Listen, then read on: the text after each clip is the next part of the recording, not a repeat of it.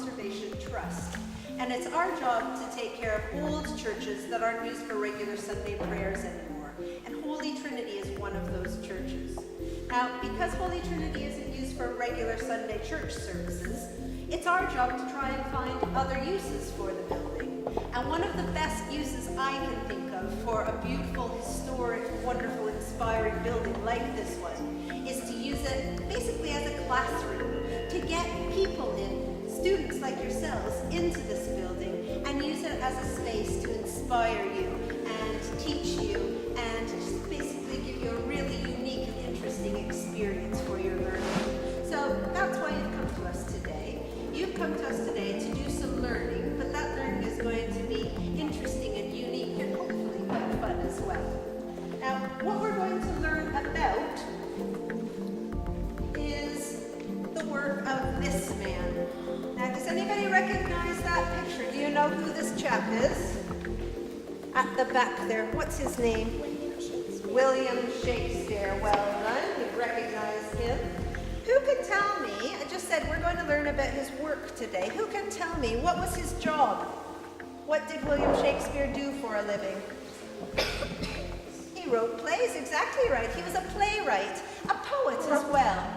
He wrote poems, and often his plays incorporate poetry in them. William Shakespeare lived a long time ago. He wrote his poems and plays a long time ago. Does anybody know approximately how many years ago he lived? You don't have to be exact. Do you have a guess? Not quite 600. It is definitely in the hundreds, though. Do you want to have a go? Well, yes, he was born in Elizabethan times when Queen Elizabeth I was the ruler of England. Do you know how many hundred of years ago that was? Like over 400. Yeah, just over 400. He was actually born 451 years ago this month. So you are here at Holy Trinity today to learn about the works of William Shakespeare, a poet and playwright who was born in Elizabethan times 451 years ago. Now at this point you might be thinking, why have we come to a church to learn about William Shakespeare? There's actually quite a few good reasons for coming to this church in particular to learn about Shakespeare. Now, the first reason is the fact that this building has a lot in common with theatres, the sorts of theatres where Shakespeare's plays would have been performed. If you think about it, both a church and a theatre are big buildings with seating for a lot of people. When you go into a theatre, you have all those seats where the audience can sit during the performance. You come into a church like this one, you have all of these special seats, these benches called pews, and that's where the audience, which we call the congregation in church, sits. So both a theatre and a church are a place where large groups of people assemble and sit down to watch something. In a play, the audience is watching actors perform. In a church, the congregation is watching a vicar recite his or her sermon, reading lines from the Bible, teaching their lessons. So you've got buildings where large groups of people assemble, they're seating for those groups of people, they're looking forward at somebody performing or speaking. Now, the actors themselves, the actors wear costumes. Costumes can be used to identify what characters they are playing.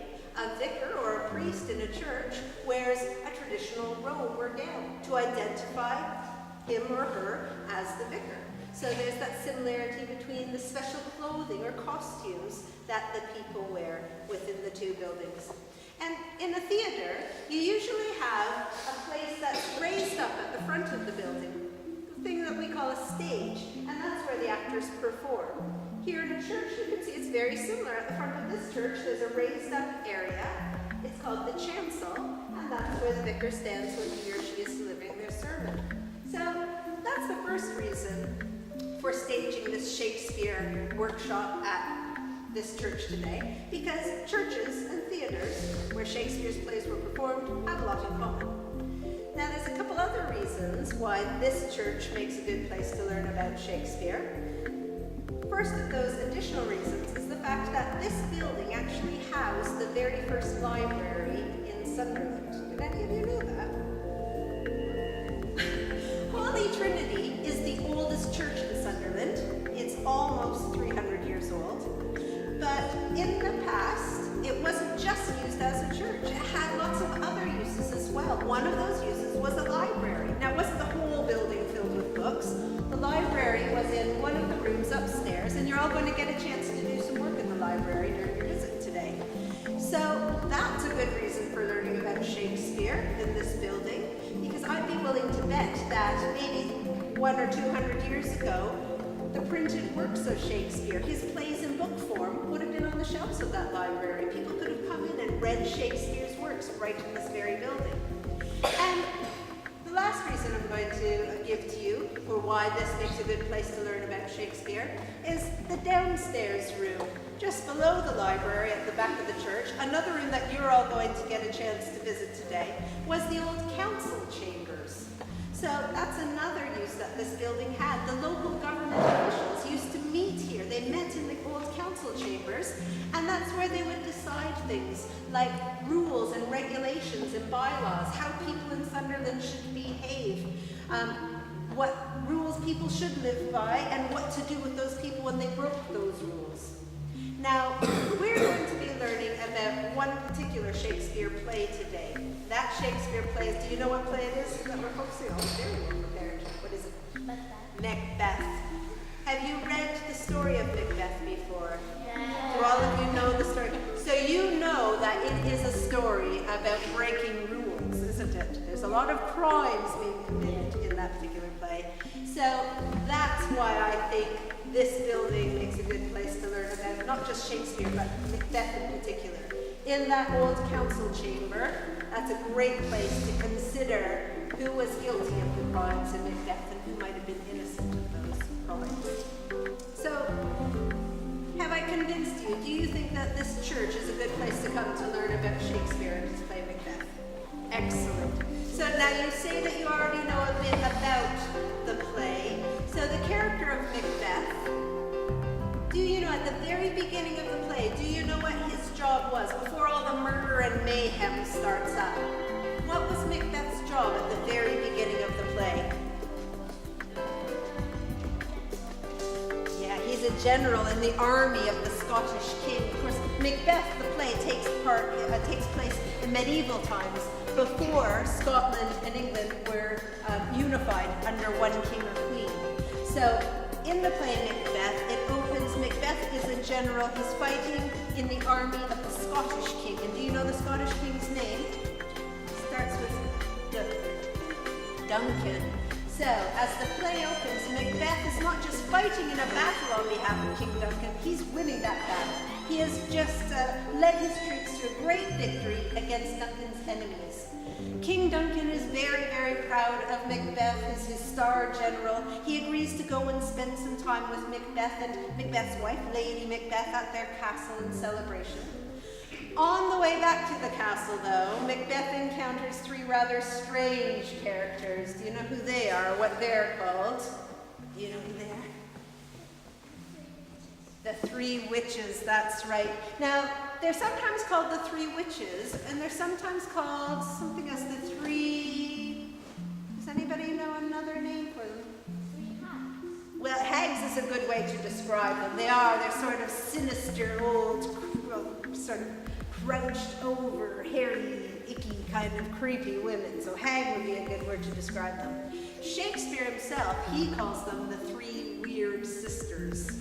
So as we're doing our activities today, when you're talking about the weird sisters, we're talking about the three witches.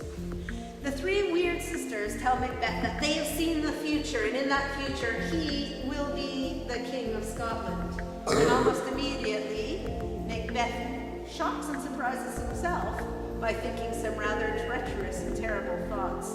He thinks, I don't know, I think I might kind of like being king, and how could I become king when King Duncan is rich? I can murder him. That thought surprises him. Macbeth thinks, I've always loved King Duncan, I've always been loyal to him, how could I think such thoughts? And he's very upset by this treacherous thought he's had. So he tells his wife about it. He tells her both about the prophecy and about his wicked thoughts, his thoughts of murdering King Duncan. How does Lady Macbeth respond? Does she go, oh my dear, how could you think such terrible things? Or does she think, oh my dear, that sounds like a good plan? What's her response? What does Lady Macbeth say?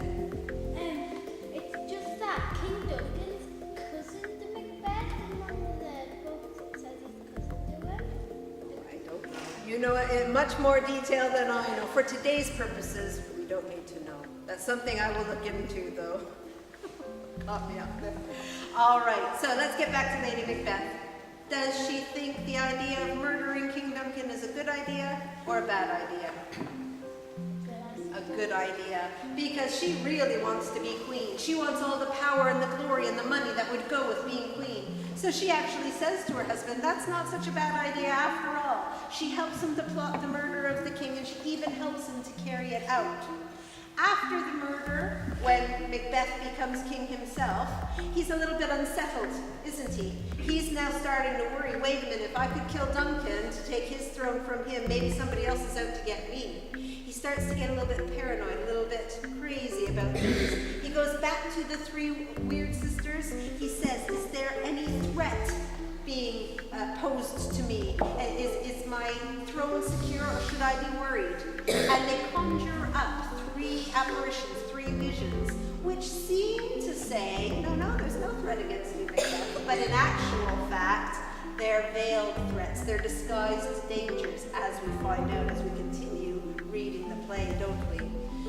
Macbeth continues to grow madder and madder as you go from scene to scene, and he just starts killing anyone and everyone who he thinks might be a threat to his throne. And while he grows madder and murders more and more people, his wife goes mad as well.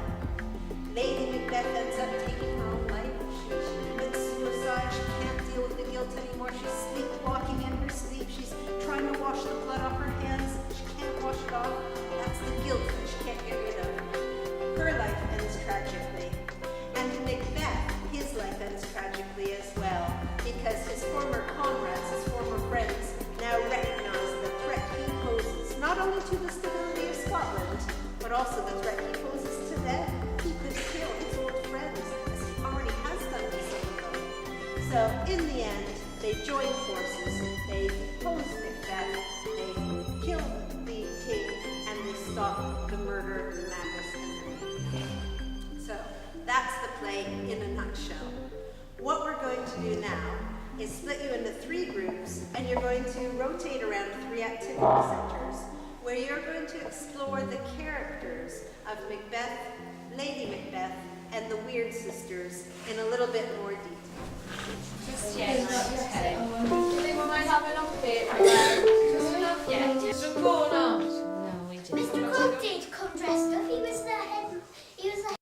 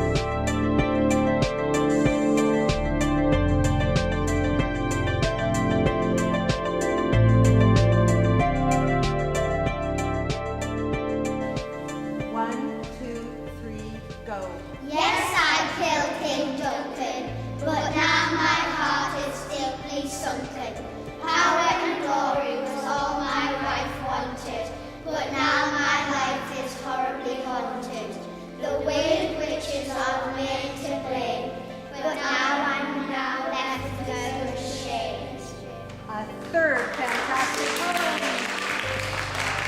If you can join the others, please.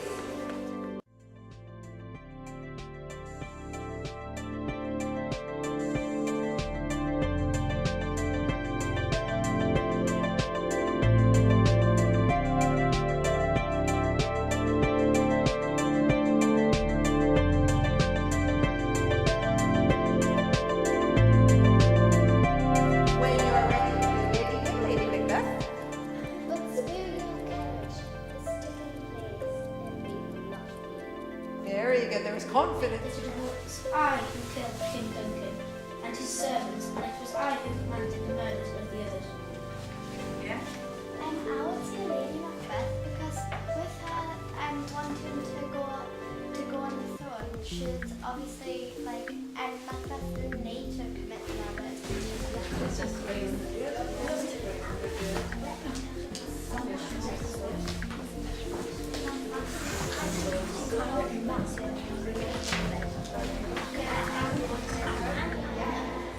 Time for a couple more. All right. We've got those diehard supporters of the individual characters. What would you like to say? I found it really interesting because I didn't know anything about Macbeth and I've learned quite a lot about it today. And you might go away and read the play like that now. If you think it's a play that you'd like to either see performed or read for yourself now, that is brilliant. I'm going to leave